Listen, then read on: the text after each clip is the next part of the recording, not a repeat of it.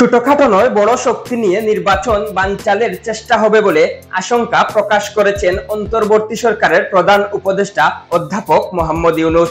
তিনি বলেছেন, নির্বাচন বানচালের জন্য ভেতর থেকে ও বাইরে থেকে অনেক শক্তি কাজ করবে। ছোটখাটো নয়, বড় শক্তি নিয়ে বানচালের চেষ্টা করবে। হঠাৎ করে আক্রমণ চলে আসতে পারে। এই নির্বাচন হবে চ্যালেঞ্জিং। যত ঝড়-ঝঞ্ঝাই আসুক না কেন, আমাদের সেটা অতিক্রম করতে হবে। ত্রয়োদশ সংসদ নির্বাচনকে সামনে রেখে বুধবার 29 অক্টোবর প্রধান উপদেষ্টা মোহাম্মদ ইউনূসের সভাপতিত্বে যমুনায় প্রথম সমন্বয় সভা অনুষ্ঠিত হয়েছে।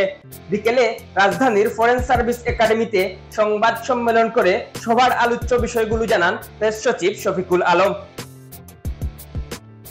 শফিকুল আলম বলেন, এই আক্রমণ বলতে শুধু শারীরিক আক্রমণ নয়, বরং সাইবার অ্যাটাক বা সোশ্যাল মিডিয়ায় ডিসইনফরমেশন ছড়ানোকেও বোঝানো হয়েছে। যারা পতিত স্বৈরাচার এবং তার দূষর, তারা দেশে একটা অবাধ সুষ্ঠু নির্বাচন হোক তা চাইবে না। এ বিষয়ে সবাইকে সতর্ক থাকতে বলা হয়েছে।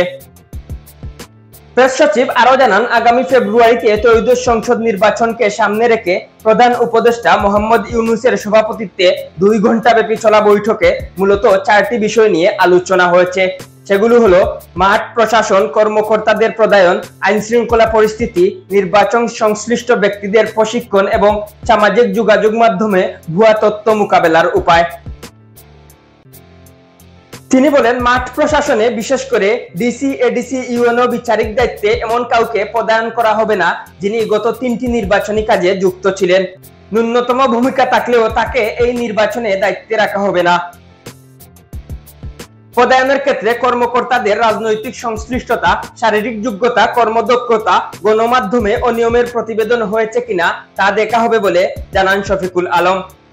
তিনি বলেন, সবচেয়ে ফিট কর্মকর্তাকে সবচেয়ে ঝুঁকিপূর্ণ এলাকায় পদায়ন করা হবে, তবে নিজ জেলা বা শ্বশুরবাড়ির এলাকায় কাউকে পদায়ন করা হবে না।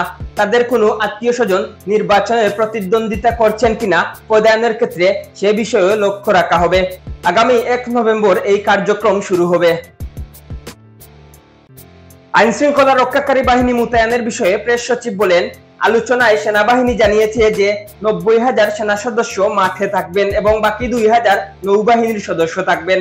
এছাড়া নির্বাচনের আগে ও পরের আইন শৃঙ্খলা পরিস্থিতি কিভাবে নিয়ন্ত্রণ রাখা হবে তা নিয়েও আলোচনা হয়েছে।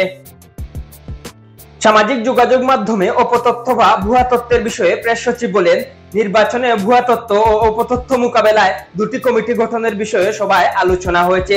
2টি কমিটি উপজেলা পর্যায় পর্যন্ত কাজ করবে এবং তাৎক্ষণিকভাবে ছড়িয়ে পড়া অপতথ্য বা ভুয়া তথ্যের ফ্যাক্ট যাচাই করে তা প্রকাশ করবে।